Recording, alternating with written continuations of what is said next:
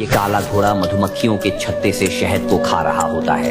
तभी घोड़े के पीछे मधुमक्खियों का झुंड पीछे पड़ जाता है, जिससे घोड़ा चिल्लाते हुए भागता है। लेकिन घोड़ा दर्द के मारे एक जगह बैठ जाता है और बहुत चिल्लाता है। तभी एक व्यक्ति वहां से गुजरता है और घोड़े को देखकर घबरा जाता है और रेस्क्यू टीम को फोन कर देता है।